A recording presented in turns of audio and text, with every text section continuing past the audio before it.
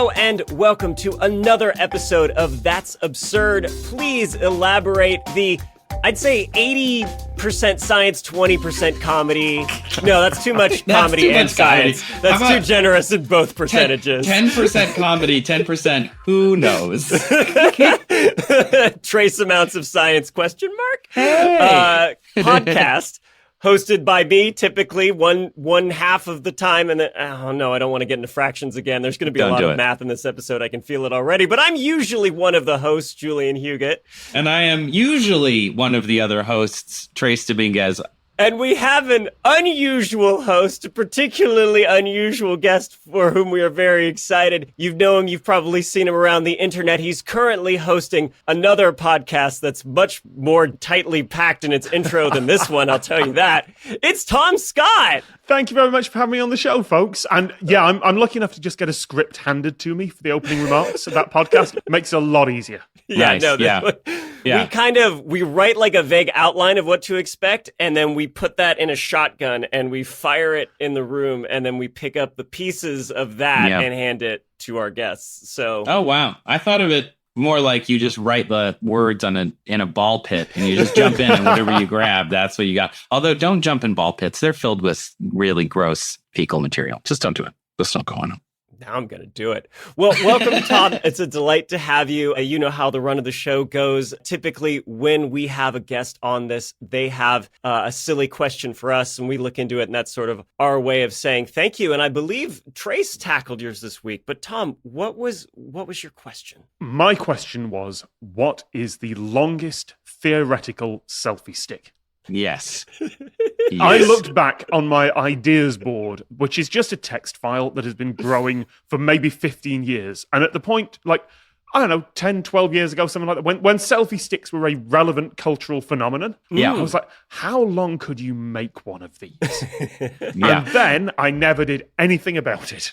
Honestly, when you asked it, I was like, this is a Tom Scott video. That's what he said to me. That's what Trace messaged. She's like, this is just a Tom Scott video that I am now researching. No, because it's like, it's a maker thing. This feels like, if we're going to be like inside baseball YouTube, this is a William Osman video, and that he just keeps trying increasingly long and impractical things. And yes. As far as I can tell, it would fail very quickly, but Trace, you're the one looking into it. No, and A thing I'm curious about too, though, right, is the selfie stick as it exists or existed when it was popular. It was like the ideal length for a phone camera to get you as the focus and then some stuff behind you, right? Right. But if it grows so long that you're just like a small part of the picture, is it still a selfie stick? Great question. We're getting in there. We're going to get to that. Good. Don't you worry. I started thinking about that as well.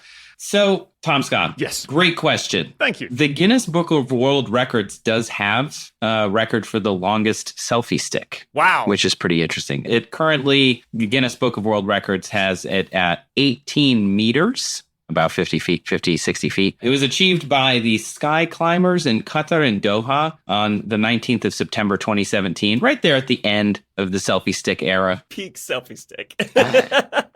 I do like, by the way, how Guinness's reputation has been taking a hit as like the keeper of records lately. Yeah. As the amount of commercial one-off records really seems to outweigh basically anything else. Yes. Like, was there a record for longest selfie stick before then? Who knows? Good question. There was. But first, this is a picture of the longest selfie stick. Now, I have an issue with that immediately. I do too. Tell me your issue, Tom. About 5 meters, 6 meters out from the base of that selfie stick, there is someone with an additional pole holding up the selfie stick. That doesn't count. That does not count. It's not a selfie stick. Okay, for the viewers at home, we'll put this on our Instagram. But basically, it's a group of people. They're all on a stage. They're getting a selfie. But it's not really a selfie stick because, yes, the stick extends into the crowd. But there is a support system under the stick that someone else is holding. So unless that person is the selfie-er, but even then, it's multiple people holding the selfie stick then. It's not really a selfie stick. I can't believe Guinness, well-respected record-keeping organization that spun off from a beer brewer, would do this, would allow this. They would have. Frankly, cheating. The audacity. On the part of the second annual graduation of the Qatar Sky Climbers. I didn't get the full name of the organization, but still, Yeah. I suspect there's, some corruption afoot now. Wow. What an accusation. I didn't know we'd become a political podcast, but I'm into it. So I like that you asked what's the previous record holder. The previous record holder, I don't know if you're going to feel better or worse about it, but also good. I think I felt better about it. It is a selfie stick by the definition, which we'll discuss in a second. But I'm going to show a clip. It's a tense moment. It's the premiere of Zoolander 2. We've got everyone looking. Those smiles are wonderful. Leicester Square. Where Ben Stiller himself holds a giant pole with a tiny phone on the end of it and takes a picture of everyone at Leicester Square. And sensibly, he's holding it almost vertical. I feel like that's going to help, but I'm going on intuition there. I don't know why I feel like that would help, but I feel like that would help. I feel like the stress on the stick is going to be lower if you are holding it almost vertical compared to at an angle. Yeah, definitely. I can't believe I did not hear of this. I don't mean Really? the previous record attempt. I mean Zoolander 2. They made another one? It's almost like it had no cultural impact. That's surprising. Even here in this clip, there is a longer version on the YouTubes. You can see that there's not actually a full crowd of people here in Leicester Square. Oh, yeah. That's why also taking it vertically it helps a lot. probably helped because the Makes crowd... you feel like there's more people. This one is an 8.56 meter stick. So just a reminder, the previous one was 18 meters. So 10 meters longer than this. I can't even imagine holding an 18 meter pole vertically or in any way because it's just so big. Did you say 18 or 8? This one is 8.5 meters. Okay, 8.5. The world record is 18 meters. The questionable world record. Questionable 18 world meters. record with a vertical support most of the way down the stick. So let's talk a bit about the selfie stick and why we inherently, I think, feel that the second one is somehow more valid because one person is holding it and they're pointing it at themselves and there's a cell phone on the end of it or whatever. Do you know who invented the selfie stick? Anybody? Oh, I think it was Alexi Selfie. Thank you. I'm glad you went for that. I nearly went into the same joke. I feel like some QI klaxons just went off somewhere in the distance there as both of us struggled towards that joke as quickly as we could. Well, I wouldn't put it past anybody in this current podcast to make that joke. Yeah. It was actually invented 3 different times. The first time was by a Minolta employee. His name was Hiroshi Ueda. He's the original selfie stick inventor. And here is the original selfie. First one ever taken. Wow. Yeah. This looks like it was in the 1970s or so. Yeah, he filed the patent in 1983. Wow. Okay. Yeah. It is just 4 people looking at the camera. Yeah, there's no real background. No, there's not. But if it wasn't for the image quality, honestly, that could be a selfie from today. That is 4 people looking kind of nonplussed. They're not really smiling or anything like that. That's just kind of, He's got the camera out. Assuming that is, there's a man, a woman, 2 kids there, I think, which would, it just has this air of, Dad's taking a photo again about it, which for the invention of a selfie stick is feels underwhelming as a response. I think it's dawned on him the torrent of self-absorption that he's going to unleash on the world with this invention, and he's already sad about it. That's that what could I be. take. Oh no, what have I done? He's still alive. He's out there kicking still. And so this picture was taken because he invented the selfie stick and wanted to try it out. But the idea behind the selfie stick came because he was visiting the Louvre with his family. He asked a kid to take a picture of him and his family, and the kid ran away with the camera. Yep, that'll do classic it. mistake. Yeah.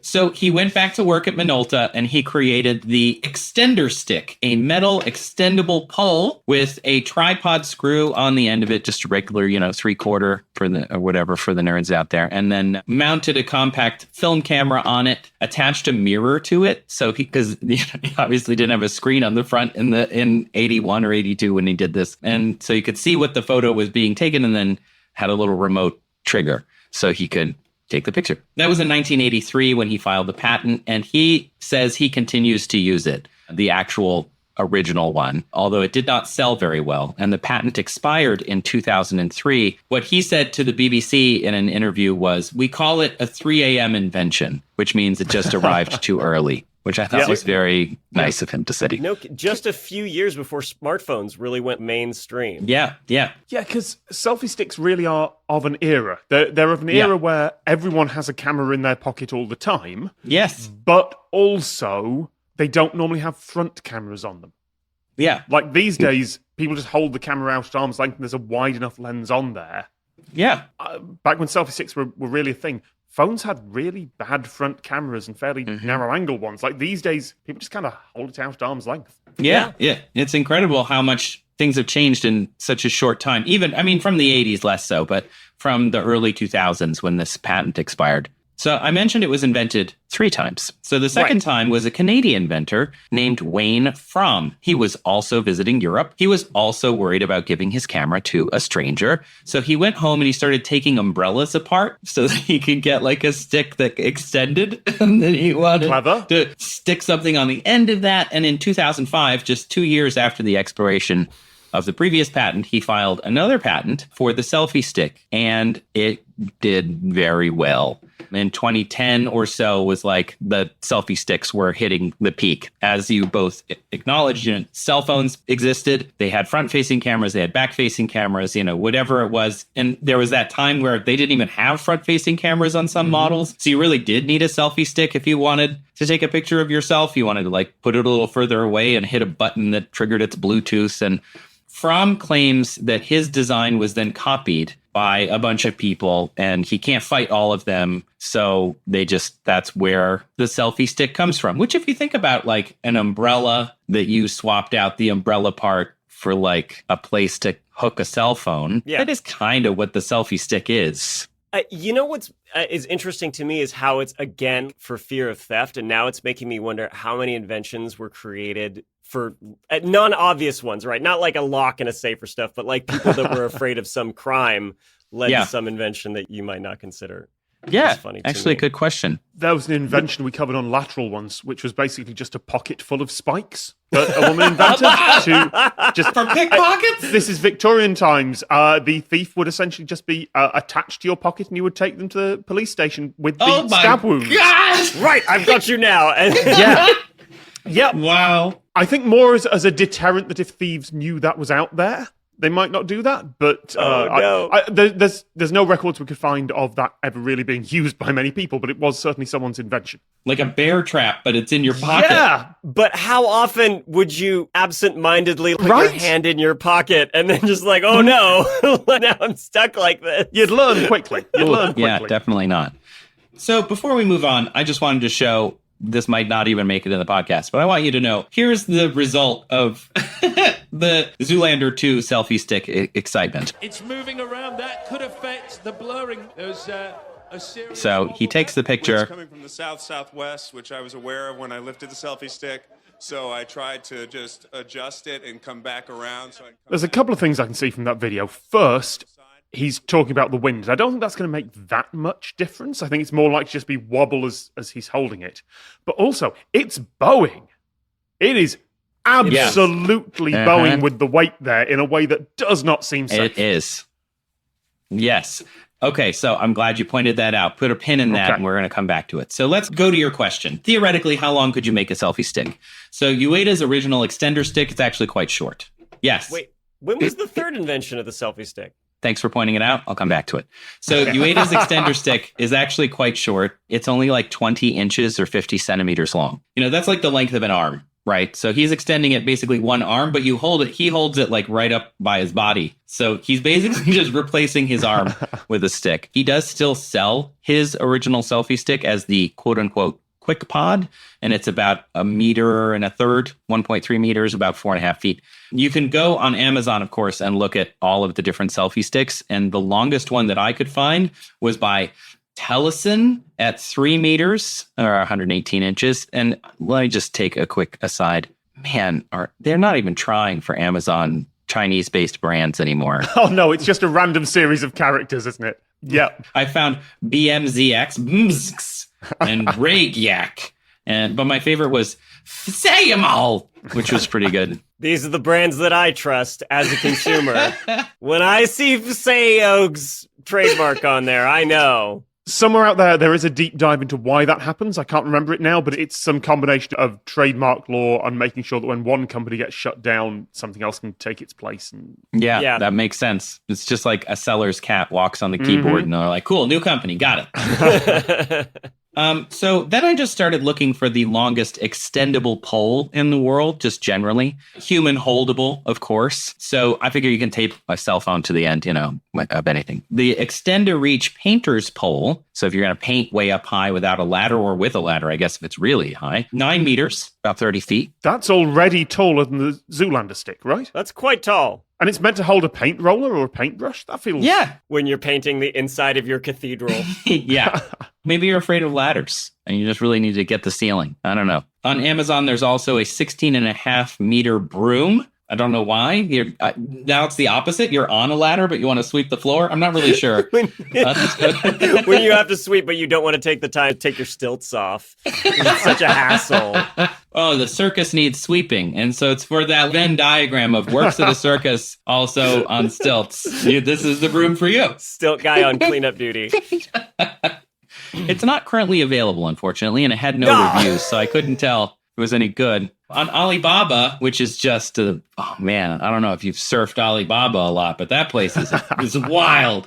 I found carbon fiber tubes that fit inside of each other, pre-cut. You could get up to 30 meters or 100 feet. So then I thought, okay, well, this is the longest one you could just go buy. So what would 100-foot, 30-meter carbon fiber pole, or just pole in general, be useful? Because theoretically, you could make it as long as you wanted, but we want it to be practical. Like it actually, to Julian's point earlier, has to be able to take your picture. You want to be able to see yourself and something in the background. So how do you do that?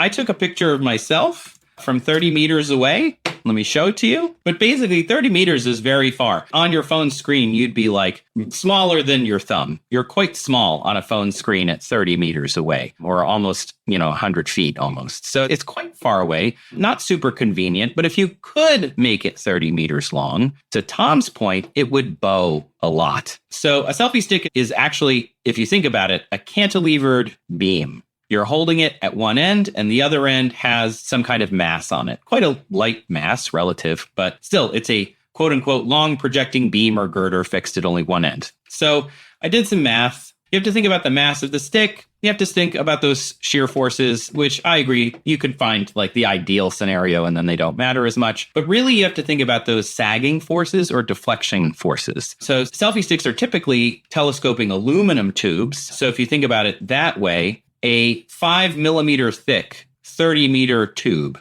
not telescoping, just a tube, is 57 kilograms. Oh, wow. Okay. 125 pounds. And that's before we get into the leverage of like getting it up very there. long And lever. yeah, exactly. So you already have to physically lift the weight of a small human.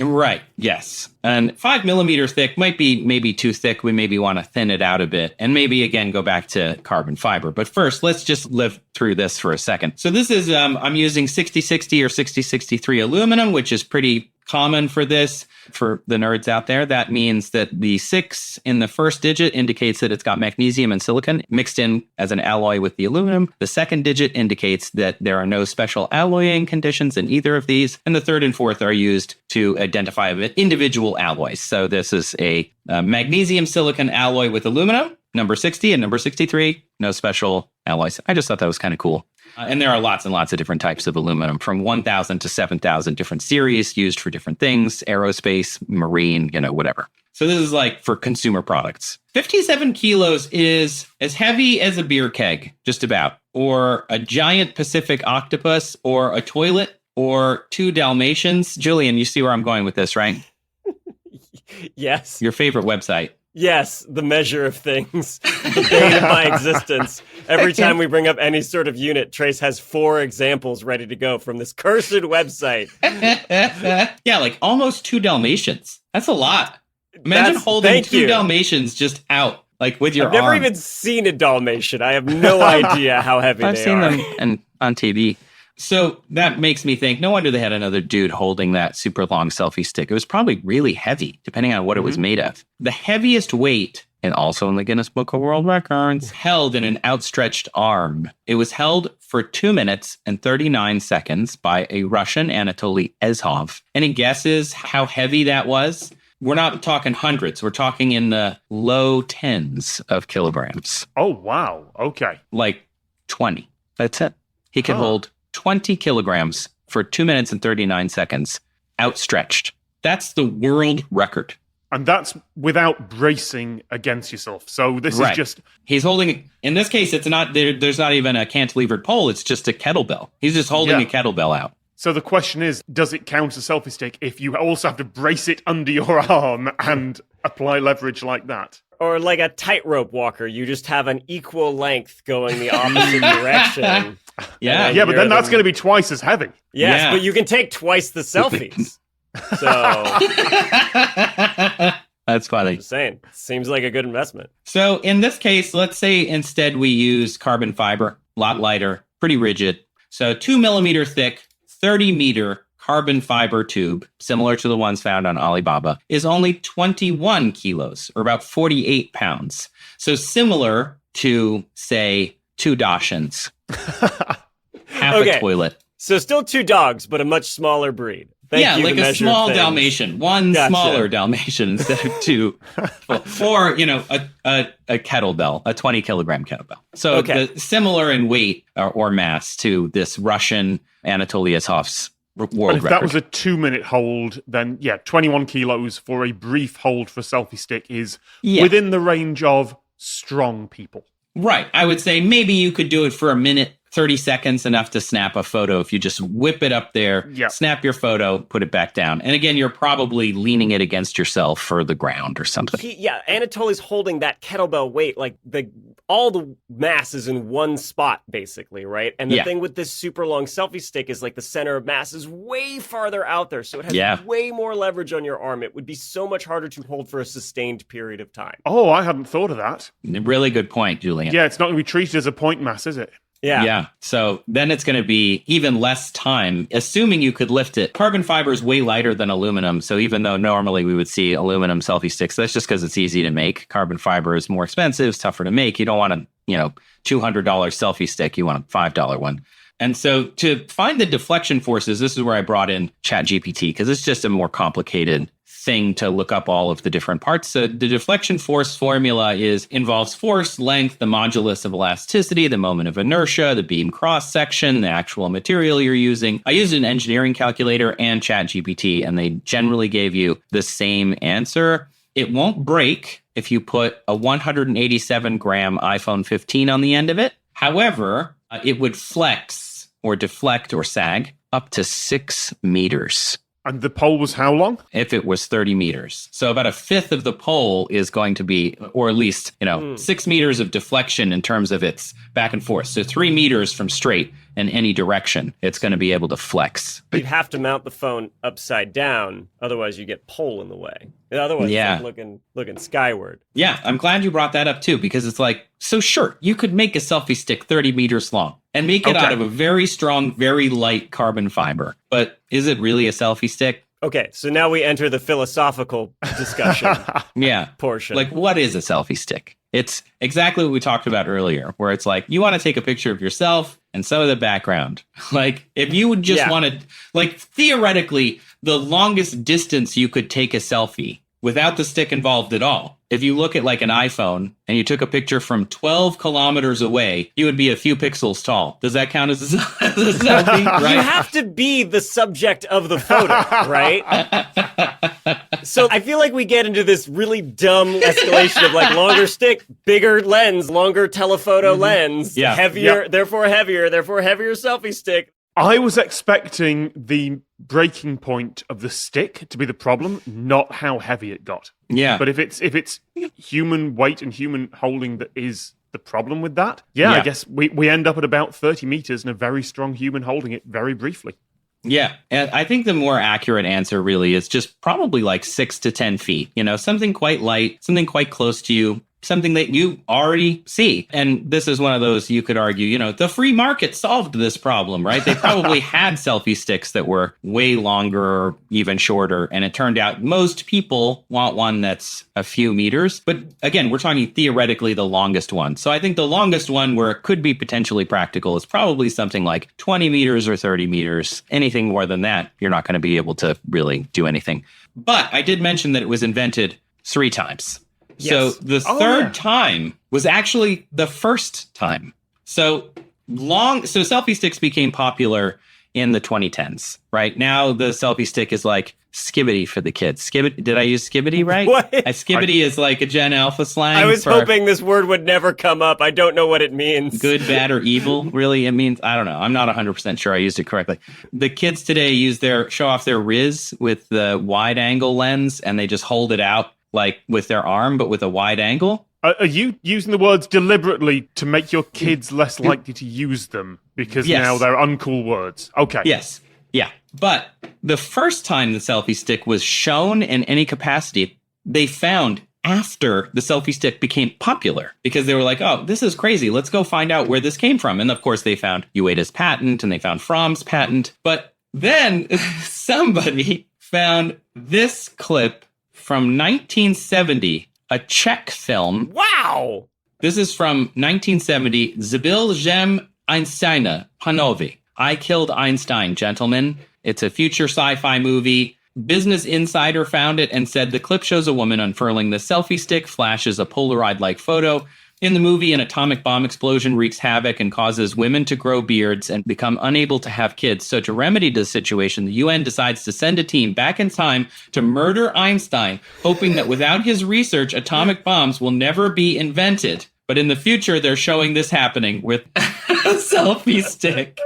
I'm pretty sure that's also the plot of Command and Conquer Red Alert. But It definitely is. Somebody at Westwood Studios watched this movie, clearly. But yeah, so this was the first example of a selfie stick, an alternate future where I guess they went back in time and killed Einstein, but the selfie stick came around anyway. Yeah, that's a insane plot for a movie, I just want to say. Just throw that out there. But a really great plot for a video game. That Red Alert is very fun. Just an insane premise. But yeah, I do love examples in sci-fi of like how forward-thinking they tend to be. Taking a picture of yourself is such like an issue that I don't think I would have never considered.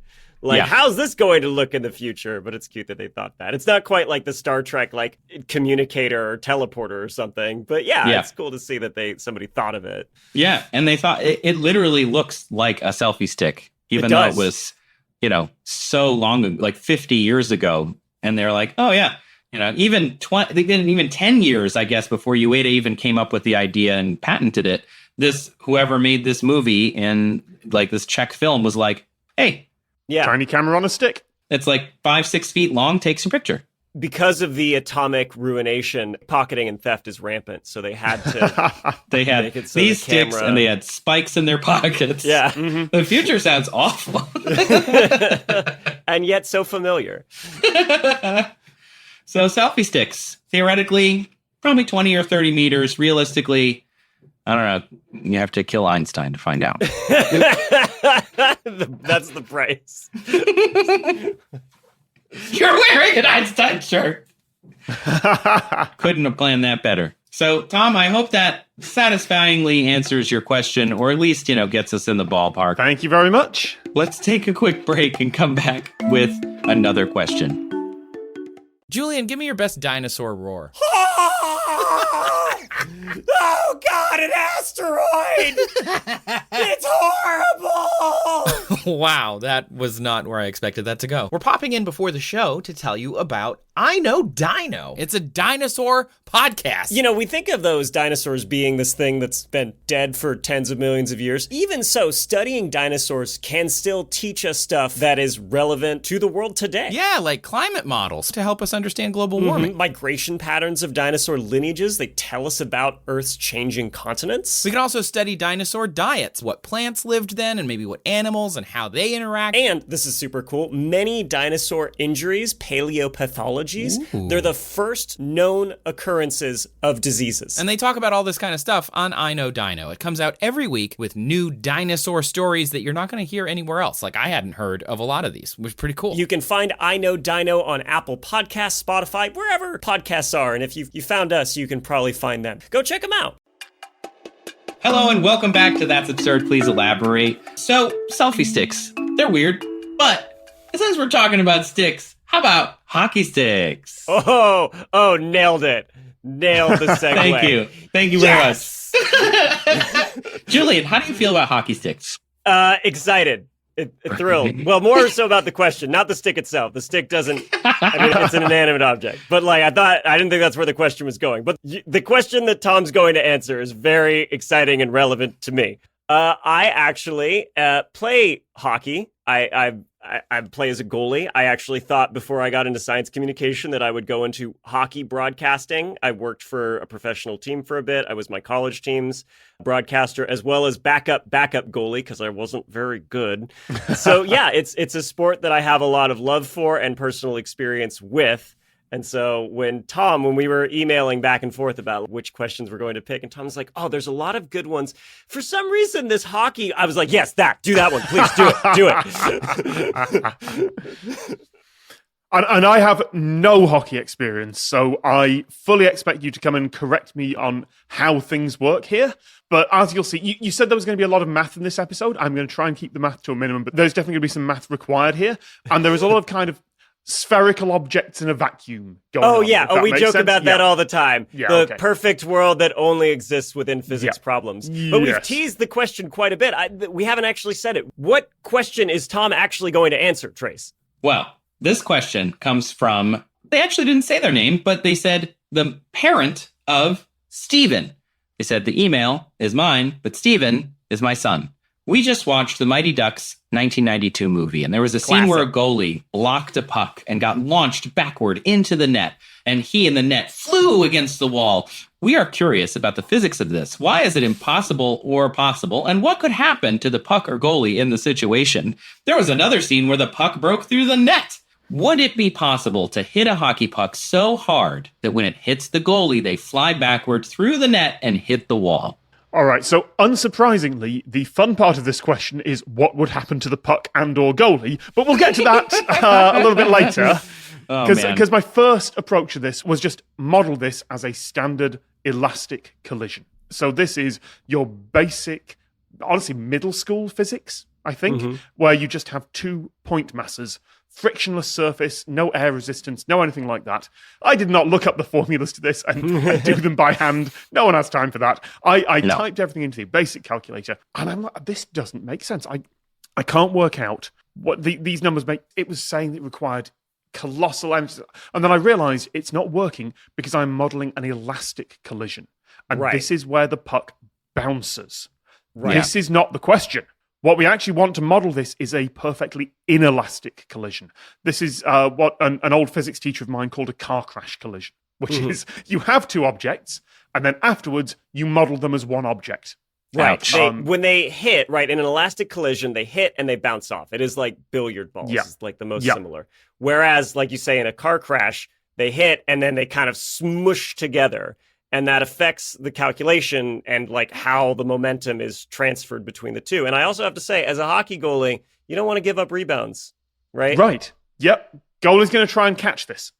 And even if the puck were to bounce off or to drop, the puck is a tiny bit of weight compared to the goalie. We can model this as inelastic, and it's close enough. So some assumptions. I'm assuming a 90 kilo goalie, which is quite light, but give them the best shot at this. The puck is 170 grams. It's the heaviest regulation puck you can have. I'm still assuming that it's frictionless, no air resistance. You type those numbers into a calculator, and what you get is that in order to push the goalie back at 5 meters per second, which is a little bit faster than Usain Bolt can run. That's pretty fast. This is not something that any human could push against, but it's also not a ridiculous speed.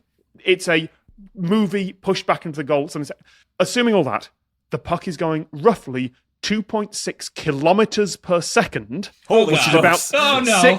6,000 miles per hour, or Mach 8.6. Right? That is hypersonic. Okay, that is. This was launched from a fighter jet. Oh, we got to talk about that a little bit as well. Like that is very, very roughly like geostationary orbital speed. Not exactly, like it's maybe half the ISS, and the numbers change a lot depending on how fast you want the goalie to go, how heavy the goalie is. You start putting other things in. The order of magnitude that we're talking about is like low single-digit kilometers per second. Wow. So, Just to accelerate the goalie to the pace of a very fast run. yeah. Get that kid to the NHL for Get sure. that kid to the front lines. That kid's a lethal weapon. Are you kidding? We've already insulted like Guinness World Records here in this show before, but they have the fastest hockey shot at about 110 miles an hour compared to 6,000 we'd need for that. That's Wow. reasonable. So since you don't watch hockey, the actual times that these records are recorded are usually only during NHL All-Star competitions where they set up a radar and then all the players will shoot through it. And even then, typically the highest that some of the biggest, heaviest shooters can get in the NHL is like 105, maybe. Okay, so I have this question for you as a goalie. Yeah. 110 miles an hour, even if you're just vaguely in that ballpark, let's say 70, 80, something like that, surely your reaction time cannot be fast enough to deal with that. So do you see this shot being set up and try and get in position and then just hope that it bounces? There's a wonderful book by a guy named Ken Dryden, who was both a professional goalie, an incredibly dominant professional goalie. He won the championship 6 times in 8 seasons. And in the middle of it, in his 3rd season, he took a year off to practice law. So he was an interesting character. Yeah. Wow. Fascinating guy. And he wrote a book called The Game, which is one of my favorites, not to be confused with the book about pickup artists. Because when I tell people it's one of my favorite books, I'm like, no, not that one. Not that one. And he wrote it in the 80s. He played in the 70s. And he talks about how when some of the best shooters shot, he would do the math and show, like, it's not possible, given reaction times, to actually react to the shot. And this was in the 70s when they were still using wood sticks as opposed to, like, carbon fiber composites that have a lot more flex to them and can whip the puck a lot faster. So really what it's more about is reading where the shooter is aiming while they're taking the swing. Yeah. So it's not actually as the puck is in motion, then you start reacting. There's a lot of subtle cues that you take as a goalie, like where they're looking and just like how the release, where it's going to go before it even leaves their stick. And you start reacting to that. And then a lot of goaltending is just positional. Like goalies have blown up like balloons since the 70s and 80s. They're a lot more perfectly spherical now. They're a lot closer to the physics ideal. And a lot of goaltending is just being in the right place already when the shot's coming. Which is why things like a glove save in hockey look so spectacular, because there you actually have to like stick your hand out and grab catch it. But the vast majority of the saves a goalie is going to make is it's either hitting their chest or their leg pads, like some part of them that's just taking up a lot of area first. Follow-up question. Yes. If you get hit by a 70-mile-an-hour puck, what does that feel like? A 70-mile-an-hour puck, I mean, that's like the guys that I play with, we're like in our 30s and 40s and we drink beer in the parking lot after, A 25-mile-an-hour puck. Yeah, that's like, wow, that's got some heat on it for the guys that I play with. And the equipment is so good that like at that level, it doesn't hurt. But like the pros at 100 miles an hour, goalies get hurt fairly often. And it's usually in the parts that aren't as well protected, like their arms or the palm of the glove or something like that. So you can break your hand, things like that. And if it catches you wrong, like in a vulnerable area, even at a 70-mile-an-hour shot, it still really hurts. I've had some really big bruises, like on top of my knee when one squeaks back there sometimes. Ouch. Yeah, it's not great. But it's fun. It's fun taking away other people's dreams, Causing disappointment in other people is addictive, and that's why I enjoy it. That's very on brand for you. That's why we made this podcast. All right, so Tom, now that you know that. Yes. Okay, the question was not what would it take to put the goalie back. Like, that was part of the question. The question at the end was, would it be possible to hit a hockey puck so hard that all this happens? So the first part of that is, would the puck survive going that speed? Oh, interesting. And the answer, I think, is yes, provided it wasn't accelerated instantaneousally. And that really surprised me. But it's a side effect of how acceleration works. Like the equation for G-force has time in it. You know, you can get a theoretical sci-fi spaceship to like half the speed of light if you accelerate it at Earth's gravity for half a year. That'll get you to half the speed of light. It's all relative. Like, and if a puck can survive bouncing off a wall at 100 miles an hour, which is a really very fast change in velocity, then accelerating it to maybe 60 times that speed, it's going to squish. But I think as long as you didn't do a slap shot, as long as you somehow raise it up to that speed over a second or so, I think it's going to squish. I don't think it's going to shatter or break.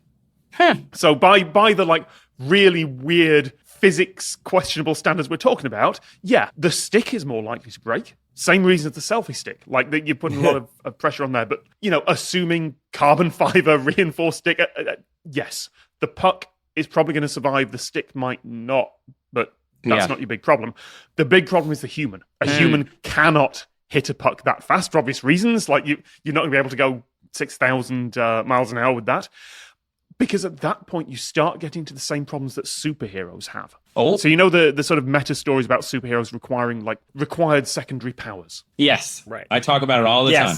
Yeah, the Hulk tries to lift the car and the ground just collapses under his feet because every action has an equal opposite reaction. Superman catches someone, but they're cut into 3 equal pieces. Right. Like, this is the big problem, is the human trying to accelerate it. Would it be possible to hit a hockey puck so hard that all this happens? No, but the failure point is not the puck, it's the hitting part. Yeah. But, you know, let's assume comic book movie or weird puck acceleration device or whatever, some weird glitch in physics. This happens.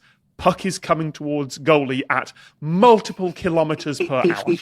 And depending on how you work that physics, it could be 1, could be 10. It's somewhere in that range. The Canadian military has a Black Ops program where they've spent trillions of their hilarious multicolored money that smells like maple syrup when you scratch it on accelerating pucks to weaponized speeds.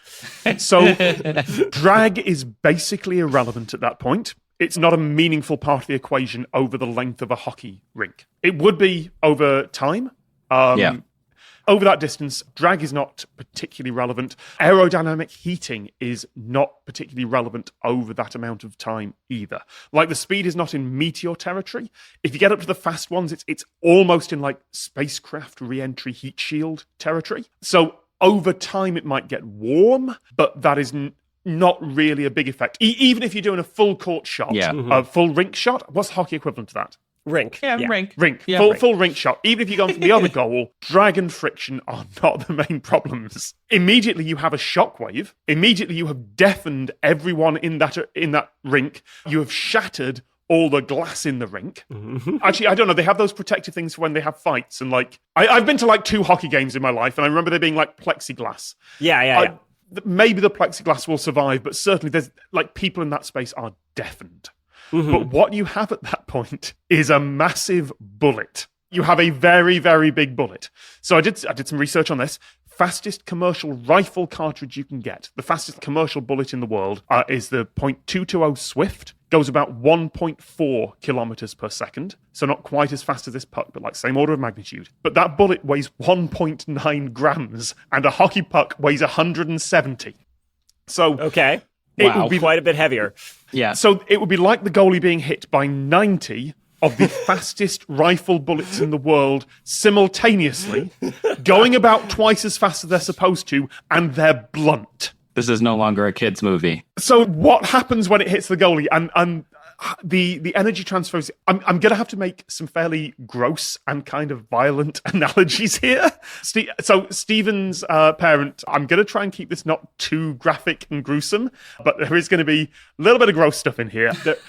There is a wonderful quote by Randall Munroe in the What If. Like, this feels like a what if question, right? This feels like it came out of the What If book. It felt like I was researching something like that. And Randall would do a much better job of this because obviously degree in physics, not linguistics, and I have never worked at NASA. But there is a wonderful Randall Munroe quote that is, you would just stop being biology and start being physics. Yeah. Yeah. So, like, never mind the initial hole that it would leave in the goalie, in the net, in the wall behind, Right. in the spectator, in the arena. I don't know how long it would take to stop. I think there's a plausible thing that it would turn to dust at some point. Yeah. I think it's probably not going to survive too long, but at that point, you still, like, the energy's still there.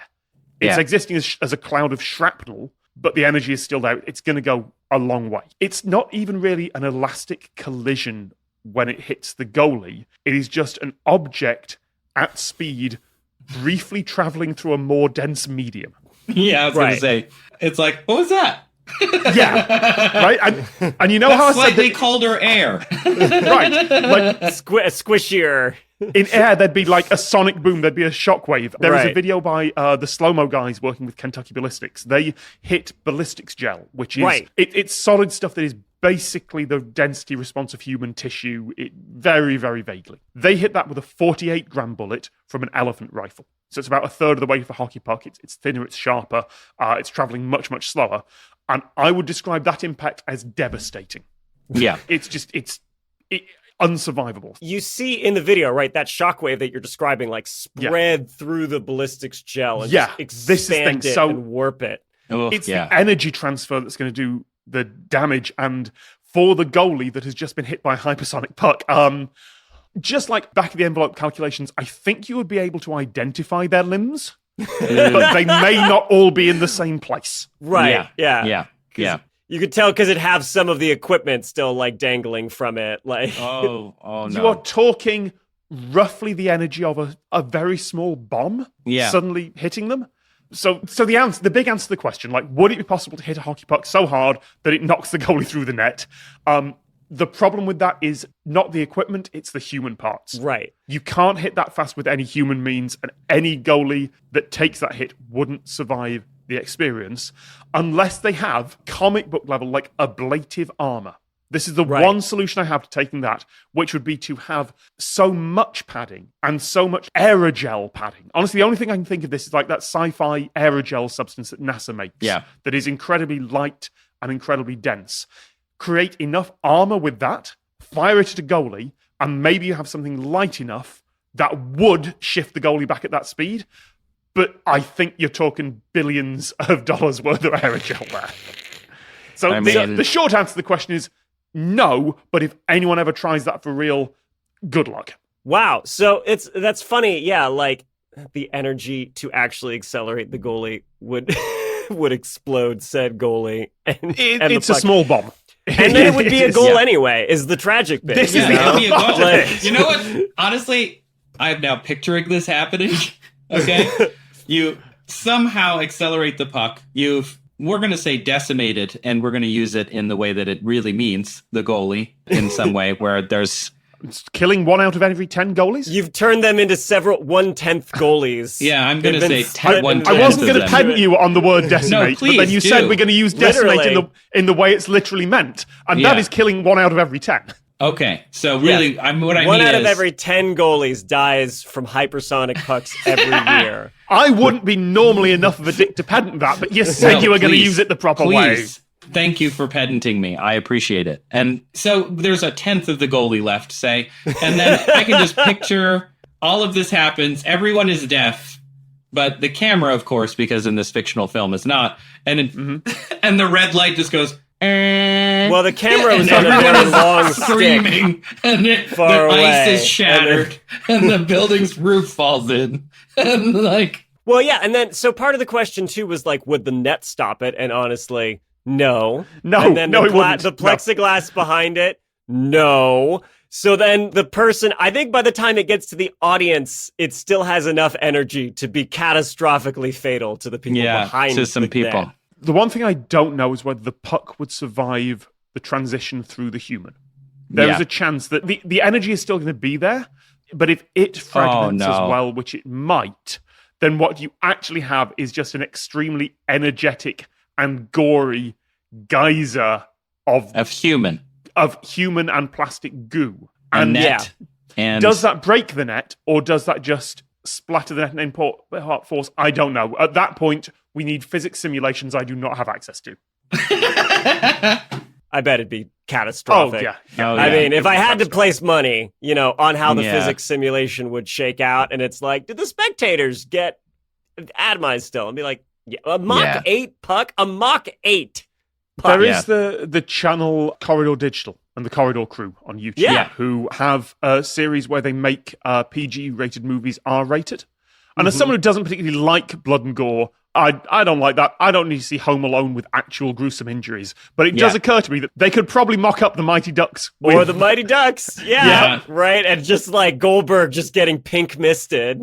Yeah. Ah, Oh. what have you done, Charlie? I just wanted a new dad for my mom. Yeah, I know. Oh. Emilio Wow. Estevez takes up drinking again, which was the premise that got him coaching the kids' hockey team in the first place. Anyway.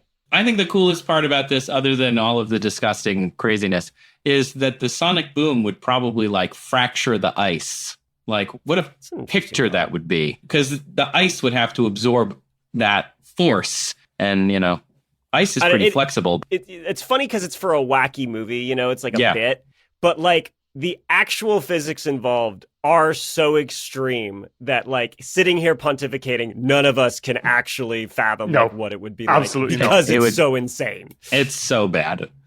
Although the follow-up question that Steven's parents sent in, there was another scene where the puck broke through the net. Is this possible? That seemed way less fun to look into, so I did not do that bit of the question. Sorry. As somebody who watches a lot of hockey and plays hockey, like that already happens at human speed. I was going to say, that seems like human speed. It has happened, right? And it's just one of those things of like, it's got to hit the net perfectly to channel through the biggest gap possible, and the nylon has to be already weakening, and but you don't need to go Mach 8 for that to happen. Like in all the hockey that's been played. But if you can, it will go through. It will help. You don't have to go Mach 8, but it helps. Wow. Well, thank you, Tom, for answering that question, because holy wow. Steven, don't now do it. 70 miles an hour from a 40-year-old Hollywood accountant that I play with does not seem as bad. So that makes me feel a little more confident. So thanks for that, by comparison. So thanks, Tom. All right, let's take another break, and we'll come back with our last question of the episode from Julian. Okay, everybody, welcome back again to That's Absurd. Please elaborate with Tom Scott and Julian and me, Trace. And so far, we've talked a little bit about how you can murder someone using hockey, how you probably won't be able to take a selfie if the pole is too long. And now we're going to learn something new. Julian, what is your question? So my question was actually, this is an auspicious moment for us. It was chosen on our Patreon. Yay! So, Tom, we recently launched a Patreon, and the perk that anybody who joins receives is they can vote on a poll. Trace and I have been basically inundated with questions. We don't know how to pick them sometimes, and we said, you know what? This is a crowdsourcing problem. Like, let the masses decide. So we threw this up. We had some subscribers. It was briefly a 4-way tie while the Patreon was nascent, and there were only a handful of people voting, so that was a little worrisome. But at literally the last possible day, we got a tie-breaking vote, and the question that was selected was, what if the moon was actually made of cheese? So it turns out this is actually fairly popular. I went through our question database. This particular phrasing of it was asked by Cody, but Shane, another listener, asked, what if the moon were made of cheese, all caps? And the internet also seems to feel similarly. Like, as soon as you start typing in, like, what if moon, bam, autocomplete, like, made of cheese. Well, that's fun. Cody and Shane, they both add some context. Cody says, we've all heard the myth about the moon being made of cheese. What if it actually was? What would the environment of outer space do to a solid ball of cheese the size of the moon? What effect would this have on Earth, if any? I leave the type of cheese up to you. And Shane, gracious. Shane wants to know more about how it would taste, this moon cheese, and also asks, what kind of cheese would it be? So I started there. And I figure we should go with the popular myth, right? And therefore, we should start with, like, where did this come from? Oh, like the myth of the moon being made of cheese? Or I was thinking, where did cheese come from? Why is that a and common I don't phrase know. at all? When I was a kid, and the first time I heard it, I was like, that's dumb. What do you mean the moon's... Like, to me, there's nothing about it that seems very cheese-like, and so I don't know why this would enter the common kind of perception. But that is someone who's grown up with North American block cheese, and Swiss cheese and such is... like with the craters and the holes and things like that. I'm assuming there's a connection there. That's a good assumption. Although I feel like that would be more of a Swiss myth, right? Like, you go to Switzerland and they're like... That's a type of hot chocolate, isn't it? Yeah, I was going to say, the way you say it, Swiss myth just sounds like hot chocolate. That's if you I have a love lisp Swiss myth. and you're coming in from the cold, you're like, can I have some Swiss myth, please? I love Swiss And it warms your soul and it's It delicious. is so good. But no, it's, obviously the English speakers. Tom, is this a common thing in the UK as well, that the moon is made of cheese, or is this only an American? Common enough that it is the plot line of the first Wallace and Gromit short. Yes, that's A Grand right. Day Wow. Out is because they don't have any cheese for the crackers, and the moon is made of cheese, and thus So we are going to the moon. They do the logical, easy thing. Yeah. Yeah. Why go to the shop? No. The moon's When right there. I've got this rocket sitting here. Yep. There's no other considerations about going to the moon that I need to worry about. I just get there and I have a great picnic on the surface of the moon. So it's common in the UK. And in fact, when I brought this up with a lot of people, their first instinct was like, is it from Wallace and Gromit? No, it goes much farther back than that. I found references to Slavic folklore, funny enough, about a fox being chased by a wolf and it gets cornered. And then it convinces the wolf that the moon's reflection on the water is actually cheese under the water's surface. And if the wolf can just drink all of the lake water, it can get to that sweet, sweet cheese. So the wolf does, and then it drinks so much that it's a Slavic fairy tale. It explodes, of course. It ends in death for something. And then the fox gets to waltz away scot-free. Ha, ha, ha, ha.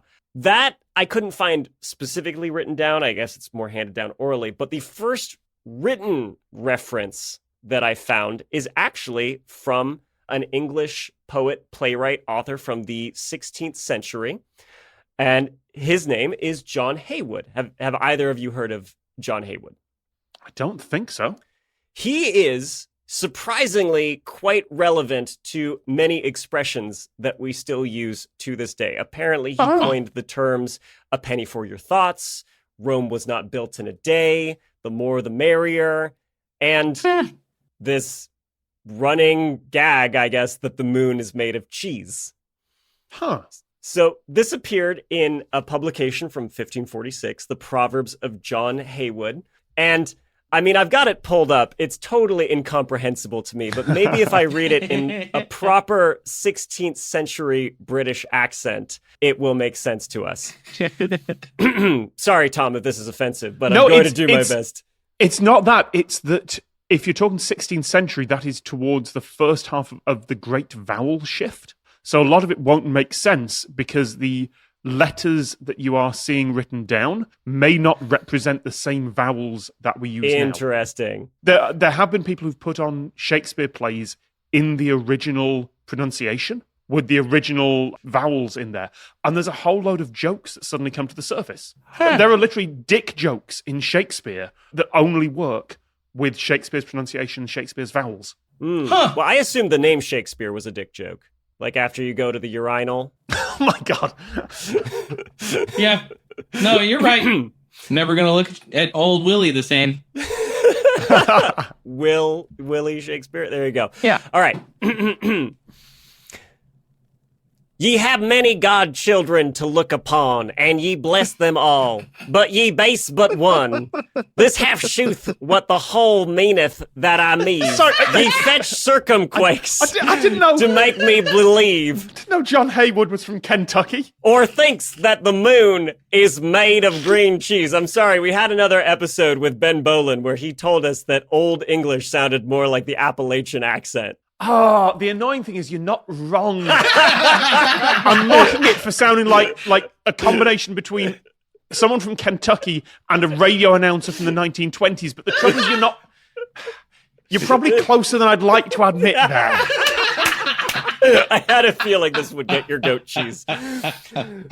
Okay, now while we were all agonizing over my 16th century British accent, we missed that basically his sentence is, you'd make me think that the moon was made of green cheese. Green cheese. Green cheese. Now that's Greene. ringing a bell in my head. I couldn't tell you when or where in my childhood I have heard that before, but I think I have heard moon is made of green cheese before. Yeah. Mm-hmm. And green in this usage does not mean the color green. It means new cheese. It means just made cheese. It means cheese that has not been matured. It means Queso fresco. Yes, thank you. I couldn't think of a variety of cheese that is not particularly matured. But yeah, that is correct. So green cheese is cheese that it still needs time to sit and age, or maybe get some more of that whey, which is like the liquid component of cheese, like smushed out of it or evaporated or something like that. And it's bright white, and it's often packed in a circle while it sits there. Yeah. And so kind of looks like the moon. Yeah. Bright white, circular, squishy. So The moon. Because it's green cheese, that still doesn't really tell us what type of cheese it's going to become. Because Right. I did a lot more cheese research in this than I expected to.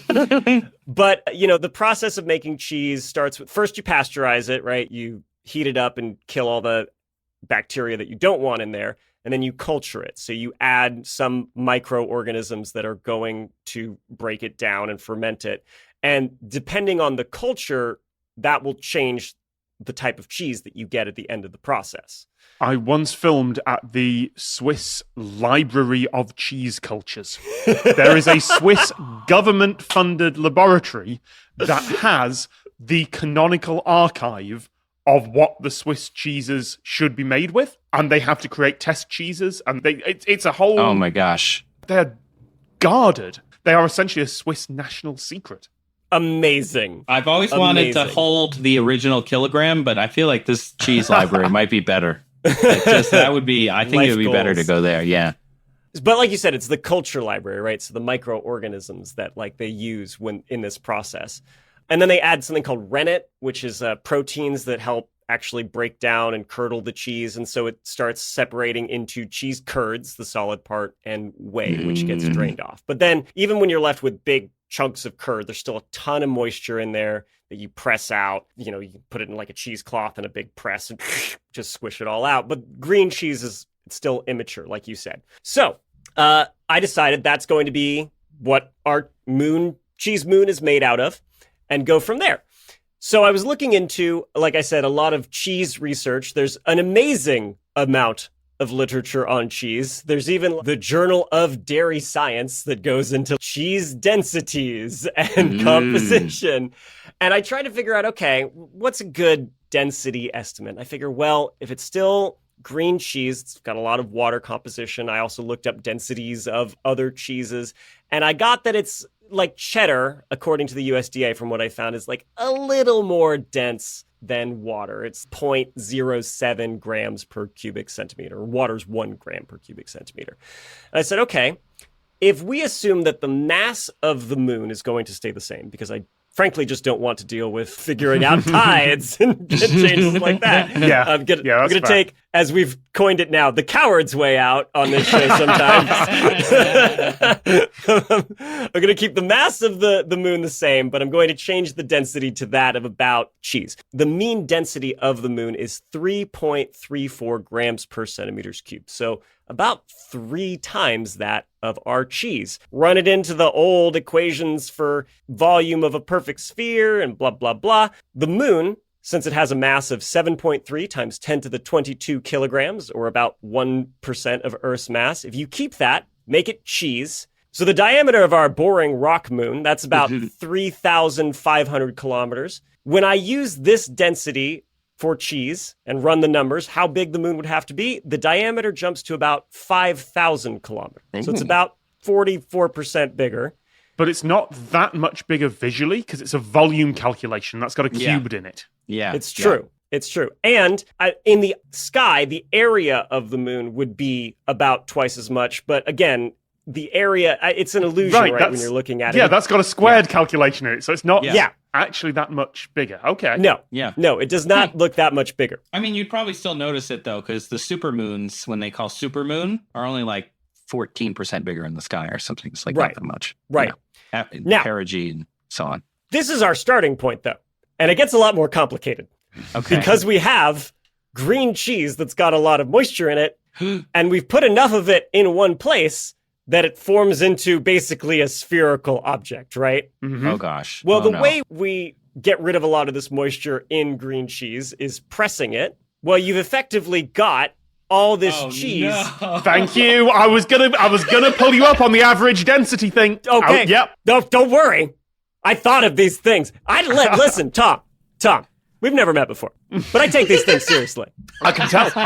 I don't just say the moon would be a bit bigger in the sky Yep. and call it a night. Yep. No. Okay. That's true. I did not mean to imply that. Okay. I want to be I clear would. here. I would imply that. Listen to me, Tom. I care, okay?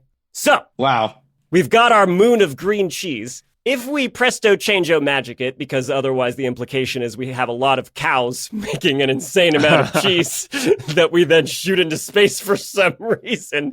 So I'm just going to wave a little magic wand. Yeah. Otherwise, we're doing the how big would a Lego sun and be like, well, how long would it take to make all a Lego? Magic. Okay, no, I'm not going to do that. I don't think there are enough cows on Earth to make a moon cheese. So we're going to just make this moon cheese. Well, now we've got all this mass compressing our green cheese, and we're going to start squeezing the water out of it. And it's going to start just as it does with cheese, right? Like moving towards the surface, because as we mentioned, the cheese curds themselves, they're a bit denser than the water. So you're going to get a moon that for a while has water on the surface. The whole surface, everywhere. Right? It's just liquid. It's just a big water world up there. Cool. And an increasingly dense core of cheese curds. Right. Yeah. Right. That are getting So- some real temperature and pressure in the center there. Oh, yeah. Mm-hmm. Quite a lot. But at some point in that gradient, there is perfectly melted cheese.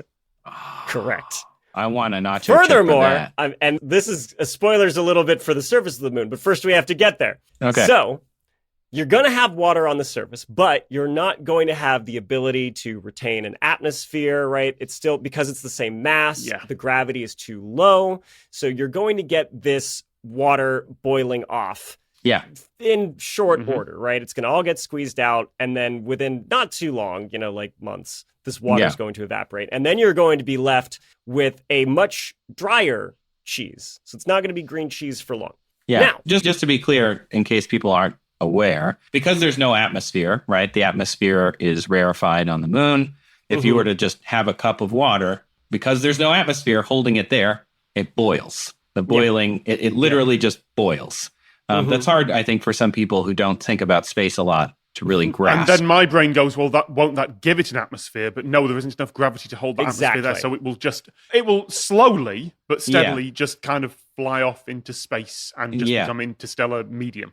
Yeah, Right. and Right. Earth would pull some of it back to Earth, and the solar wind would blow some of it, away into space. And But long story short, the water is gone eventually. right. yes, that's Right. why Mars We get- doesn't have an atmosphere as well. Yeah, We get a denser, and therefore I wanted to avoid, the doing math on moon gravity, and we can't. We can't avoid it. Yep. You get a less Yep. massive moon. You get decreased tidal forces. Therefore, slowing of the moon, right? And slowing of the Earth's rotation. So depending on when this cheese moon formed, in Earth's history, it could affect the length of our day, right? Oh. Because the moon's had a braking effect on the Earth. These tidal bulges that it's pulling on have slowed the Earth down. Hundreds of millions of years ago, like the Earth's day was 22 hours long, and now it's 24. So if this moon first appeared a long time ago, like our days are shorter, which is bizarre. Yeah. Also, the moon moves farther away in this exchange of energy. So this cheese moon would be larger and also closer, And it has to be to make the orbit stable, doesn't it? Oh, depending on when it formed. yeah. Yeah. Depending on when it formed, right? Right. So you've got this large cheese moon. Another thing to consider is the albedo of the moon. Albedo is my how favorite. much sunlight is reflected, right? The moon's albedo, it's on a scale of 0 to 1, right? 0 is it absorbs all light, 1 is it reflects all light. The moon's Right. is about 0.07. Despite all the literature on cheese that exists, would you believe I couldn't find any on the albedo of cheese? So surprised. So surprised. Are you? Because I'm surprised, and I feel like that's a blind spot that I'm needs to actually be addressed. So I was like, well, it's white cheese, right? This white glistening, when it's new at least, cheese. What's comparable? I don't know. But if you look at the range of snow, it's quite surprising. Snow, when it's new and fresh and white, has an albedo of 0.9. Whereas when it's quite dirty, it still has an albedo of 0.2, which is substantially more than that of the moon, right? More than twice that of the moon. Yeah, because we tend to think that the moon is white or grey, but that's all relative. Like, it's still rock. You just the cameras are exposed, so that you can see the moon. So the moon looks bright grey. Correct. But actually, compared to other things, that's still like moon rocks look black or grey or dark grey. There's 4 or 5 places in the world where you can see moon rocks and maybe even touch one, and it looks dark compared to all the things around it. Yeah, because it's just rocks, right? There's no bright. Well, there are like white cliffs of Dover, but they're rare. You know, they're usually gray, and like again, it depends on which part of the moon you're talking about. The basalt that forms the mare is quite dark, but even the lighter gray stuff, it's still, in relatively speaking, is gray. It's just against a black backdrop, and it's the only thing being illuminated. Right. So it looks really bright in the night sky, but it's not that bright. And compared to cheese curds, quite dark. Quite dark compared to cheese curds. So now you've got a moon that's larger and much brighter at the very least. At the very least, twice as much light. And I did, like I said, lots of internet people wanted to take a crack at this. And my favorite thing is one guy imagined that it would change our ecosystems, and also even have an effect on crime rate during full cheese, as he put it. It's easier to see it during full cheese. Yes. So I thought that was fascinating. But then when I was doing the research on snow and it mentioned that dirty snow is darker, I started thinking about this cheese moon and remembered that the moon's all pockmarked because it's been hit by debris and space rocks a lot, right? So presumably our cheese moon's also going to get bombarded with these same space rocks. So it's going to get dirtied up at the very least by these rocks. Mm. Yeah. You'd have to mine a little bit down for it. No, it'd be quite crunchy. Yes. Well, then I started thinking about the temperatures on the moon. Oh, yeah. That's where I was wondering when we were going to get here, because space weather is wild stuff. It's all over the place. Now, think about this, right? The moon spends about 2 weeks on any given point facing the sun and about 2 weeks in darkness. So it has a lot of time to heat up and a lot of time to get very cold. So near the moon's equator, the temperature can get as hot as about 121 Celsius, 250 Fahrenheit in daylight. Yeah. And at night, it can go to negative 133 C, or about negative 208 Fahrenheit, right? And that's, again, at the equator. If you're by the poles, if you're in a crater that's always in darkness, it can be as low as negative 246 C. So quite cold. Very cold. But I looked up the melting point of cheeses. And they're still, even if it's a low moisture cheese, right? Because the higher moisture, the easier it is to melt this.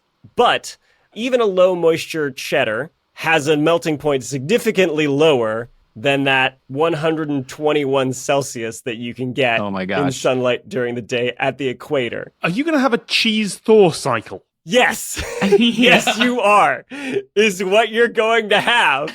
If the Apollo mission landed on the moon on the sunny side of the moon, they would just sink into the cheese swamp. Okay, but I'm gonna slightly temper that, because it's gonna be like at that temperature, like a boiling swamp of denatured protein, and every time that happens, more moisture is going to boil off into the atmosphere. So it's going to get harder and harder and just end up as a ball of pure casein protein or cheese proteins, I guess. Yeah, caseins. Yeah, exactly. So again, this depends. Like if we snap our fingers and turn it into green cheese today, right? It'll go through these cycles of like oceans and then boiling off and then the cheese bog stage until eventually you get these proteins. But what I thought was fascinating about the cheese bog stage, if it's still getting bombarded by these rocks, or let's say it just had them already in it when it transitioned, they're going to sink down to lower layers of the cheese. And yeah, you'll get cheese fountains when they hit. But also when these thaw cycles happen, right, it'll smooth out that surface when it freezes. Oh, you won't have again. craters. So you'd actually have a much right. So it wouldn't look like the green cheese that we jokingly say the moon looks like. It wouldn't, and you know what? People would look at the moon and they'd be like, the moon's made of ice because it'd be a white, smooth, reflective surface. Yep. It would change the expression. Ultimately, I mean, along with the cheese bog and losing, like the footprints of the astronauts and the change in tides and all that. Yeah, you'd get a radically different looking moon at the end of this cycle, which I think would be fascinating. Let's fast forward millions of years, right? Mm-hmm. Eventually, would these proteins then be broken down by solar radiation? So you just end up with I don't know, like a little hard chunk. That's a great question, like basically you end up with an asteroid at that point, because it's going to break down all the constituent parts of these proteins because of radiation. I don't know. I don't know that much. I don't know about either. I just wonder if maybe we'd end up with the trouble is moon. that now we've switched over to biology. And that's not, I get the feeling that you two, that's not your specialist subject. And again, mine's hockey. Fair. That's my area of expertise. And you kind of took that question from me and I couldn't answer it. So he was so happy about it. Yeah, so I couldn't tell you. Again, the cheese journals, I could not find extended solar radiated cheese, but in an environment where microbes can't digest them. So I don't know. But yeah, again, on the long enough time scale, it'd be tough to say. So, working on short time scales, I can predict what our cheese moon is like much easier. And then after a while, I'm like, you know what? I just don't know what it would do anymore. But still, I think the fun bit and kind of final place I want to end on this question is just how radically different it would look than you expect, right? It wouldn't be the simple one-to-one exchange of like, oh, it still looks like the moon. Nope. Brighter, larger, interesting, as you say, thaw and cycle. Really confusing when the first astronaut lands on it. Yes. I was reading, there's a book I love about the Apollo program by Catherine Blythe Cox and I forget the other author's name, but it's just called Apollo. And in it, they detail how before anybody went to the moon or even probes, like there was a big argument over what it was going to be. And, you had a lot of learned scientists, some saying like, oh, if you land, it's just going to be meters and meters of ash. As soon as the LEM hits it, it'll sink. And others saying like, no, it's basically crumbly spun glass, like as soon as you touch it, it'll just disintegrate. And finally, the engineers who actually had to build the dang LEM just went, you know what? I bet it looks like Arizona. It's just got to look like Arizona. We're just going to design for that. I'm not going to spend all this time like hearing the arguments out. I like the idea that in this fictional world's history, someone invented the spectrograph and they pointed at the moon and they're like, why does that look organic? I'm getting very strong cheese signatures on this readout. I thought that was ice. It appears to be manchego. They're made of cheese, sir. Cheese. Thinking cheese. Cheese all the way down. Sector that off. Don't let anybody... No, it's off limits. Anyway, I hope that answered the multiple listeners' questions, Cody and Shane, that we got on this subject to their satisfaction. Yes. And thank you so much for the people who voted on the poll and for the people, of course, who submitted the questions, because we couldn't do this show without it. But that's it. You've come to the end of yet another episode of That's Absurd. Please elaborate. I think we did both of those things. It was quite absurd. And we did, I think, get quite elaborate with our elaborations. But before we kick into our outro here, Tom, thank you for being a guest on this ridiculous episode. Thank you for inviting me. And where can people come and find you if they don't already know who you are, which I assume they do, but if they want to come find your podcast Lateral, where can they go? You can go to lateralcast.com. There are also video highlights regularly at youtube.com/lateralcast on basically all the other networks, but you can get Lateral wherever you get your podcasts. Amazing. Well, with that, this episode of That's Absurd, Please Elaborate, was created, written, and produced by me, Trace Dominguez. And me, Julian Huguet. And also Tom Scott. And it was produced and edited by the wonderful and probably not made of cheese, Kyle Sisk. Though he is quite cheesy. Special thanks to listeners who submitted questions featured in this episode. That would be Cody, Shane, Stephen, and Tom. Also Stephen's parent. Oh, yeah. Stephen's parent who submitted it, Stephen, who had the question. If you'd like to submit a question, you can look for the form in our show notes, or you can email us at hello@that'sabsurdshow.com, or go to that website, that'sabsurdshow.com/ask. You can even call us, 302-TAPE-SHOW, that's TAPESHO. There's a multitude of ways to submit questions, and if you want to help pick questions, you can go to our Patreon, join at any level, and you'll be able to vote on it. That's patreon.com/that'sabsurdshow. So leave us a review wherever you're listening right now. These reviews really help people know that it's worth their time to listen to the show. Leave us a star or a thumbs up or whatever. Follow the show on whatever podcast platform you're using. And if you do have some absurd question, please send it to us. We could not do this show without your questions. We have so many of them to work through, and we love reading through all of the new ones. Thank you for those people who have sent them. And if you have one, send it to us. Maybe it'll be on the show. All right, Trace. Well, what do we say at the end of every episode? My name's Willie Shakespeare, and the moon is made of ice. At a certain point, it's a selfie poll. Who knew that Ben Stiller was in the Guinness Book of World Records for holding on to a really long pole? Cheesy moon, not real. Zoolander 2, real. Okay, good. Words to live by.